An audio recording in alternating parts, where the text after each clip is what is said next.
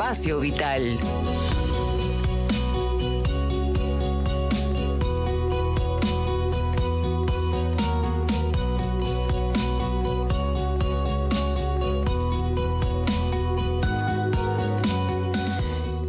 Ya saludamos al doctor Elmer Huerta con su espacio vital. Bueno, y recordemos en los días de la pandemia, ¿no? Hay gente que recomendaba como tratamiento la hidroxicloroquina. Pero esto a su vez trajo efectos, yo diría que hasta trágicos, que nos va a detallar justamente el doctor Huerta. ¿Cómo está, doctor? Bienvenido. Buenos días.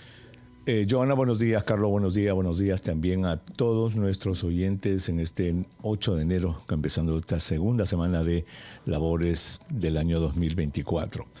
Pues sí, como lo dijiste bien, Carlos, en el último número de una revista que se llama Biomedicina y Farmacoterapia, que se ha publicado en Avance, porque esto se va a publicar recién en febrero de este año, investigadores europeos lo comunican de que durante la pandemia el uso de la hidroxicloroquina, que estoy seguro que muchos de nuestros oyentes recuerdan, sí, que se decía que era un medicamento maravilloso para la COVID-19, había sido inicialmente, digamos, puesta en la mente de la gente por el presidente Donald Trump aquí en Estados Unidos, en una conferencia de prensa, diciendo que ese era un medicamento que la ciencia no quería que se use, pero que él estaba convencido de que esto era buenísimo, etcétera.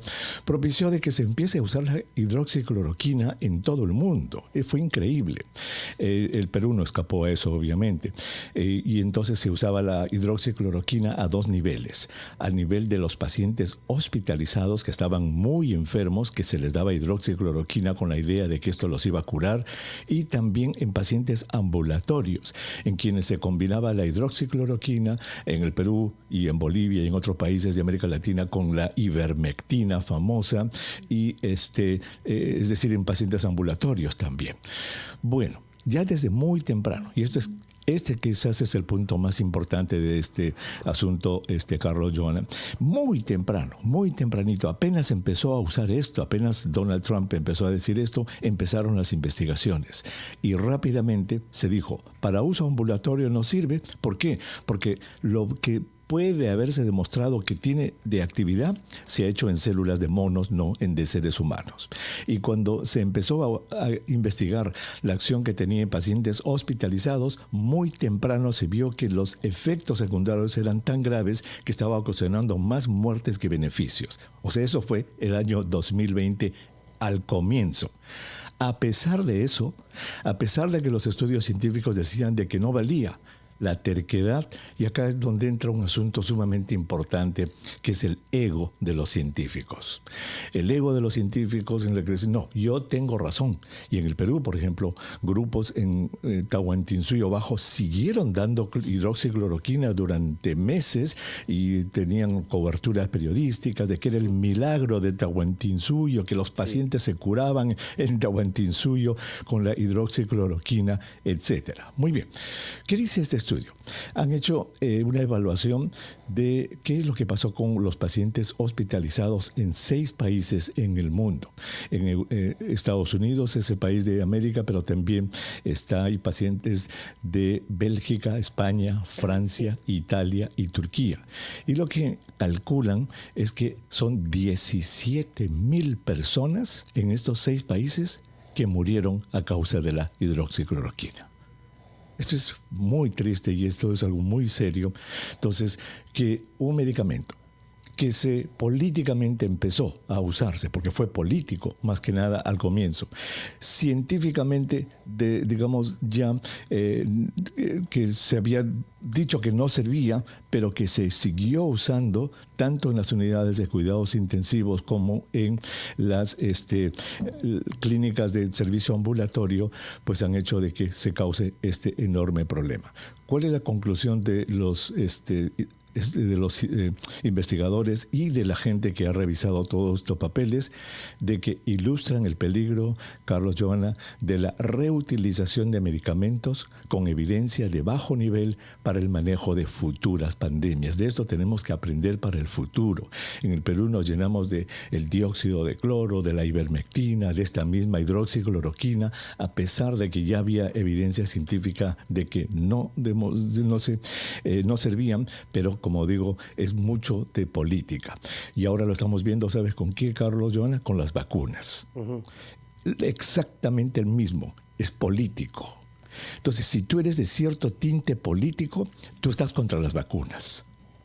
Si tú tienes cierto tinte político, estás, digamos, diciendo que las vacunas son un invento, que son un producto que te va a alterar tus genomas, de que es un producto que está matando gente. Entonces, hace poco, por ejemplo, un congresista que se llama Muñante dijo de que las vacunas no existen y de que son terribles. O sea, es una posición política. Es más, doctor, política. Perdón.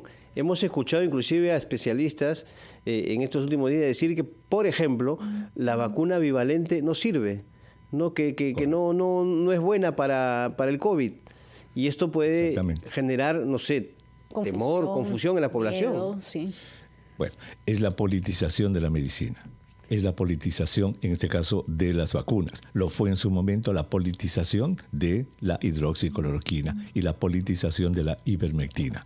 Así somos los seres humanos. Y doctor, a pesar de que la evidencia existe, la política parece que es más fuerte. Claro. Pese a que está en investigación y es alto el número de muertes, ¿se conoce cuáles son los efectos secundarios en aquellas personas, claro, que no fallecieron, pero que podrían tenerlos o aún no?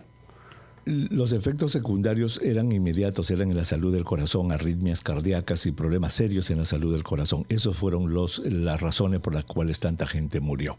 Ahora, el que pasó, obviamente, como cualquier medicamento, el que no le dio esto pasó, pero ¿cuánta gente pudo haber tenido este problema? Por ejemplo, en estos famosos experimentos que se hicieron en Tahuantinsuyo Bajo, ¿alguien habrá calculado cuántas personas fallecieron en Tahuantinsuyo Bajo? Nadie sabe. Una lástima. Interesante. Muchísimas gracias, doctor. Hoy, 5 de la tarde, ¿qué tenemos en Espacio Vital? Hoy día tenemos consultorio libre toda la hora para que nuestros oyentes se pongan al día con sus preguntas, Joana. Perfecto. Un abrazo, buen inicio de semana al doctor Elmer Huerta en Espacio Vital. Ya lo saben, vuelve a las 5 de la tarde. Nosotros a las 7 de la mañana ya con 29 minutos nos vamos a actualizar nuestros titulares. Espacio Vital.